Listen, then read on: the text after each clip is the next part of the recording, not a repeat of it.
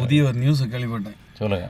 நம்ம தமிழ்நாட்டில் ஆமாம் நம்ம முன்னாள் முதலமைச்சர் கொஞ்சம் சொன்னாங்க, தமிழகத்தில் எப்போ உண்மைங்க தேர்தல் வரலாம், அதனால நீங்கள் எல்லாருமே திமுக அதிபர்கள் எல்லாருமே உஷாராயிருங்க அப்படின்னு சொல்லியிருக்கேன்.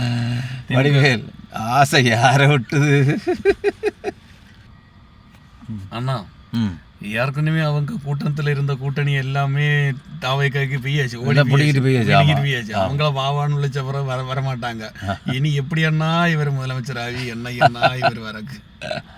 வடிவேல் அவருக்கு ஆசை தான், எப்படியாவது அந்த ஆட்சி கவிழ்ந்துடாதா, தேர்தல் வராதா, நம்ம முதலமைச்சர் ஆயிட மாட்டாமான்னுட்டு அப்படியே கவிழ்ந்து இவங்க எலெக்ஷன் நின்னா என்ன வாக்குறுதிகளை கொடுத்து அவர் ஓட்டு கேட்பாரு.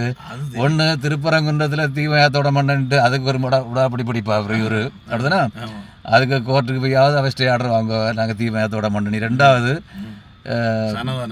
ஆமாம், சனாதானத்தை ஒழிச்சிரும், டெங்கு கொசு ஒழிச்ச மாதிரி ஒழிச்சிரும், இதெல்லாம் சொல்லி இவாள் தேர்தலில் வாக்குறுதி கொடுத்தா ஈஸியாக ஜெயிச்சு வந்துடலாம். அப்படி சொல்லி ஒரு முதலமைச்சராக ஆயிடலாம் என்ன.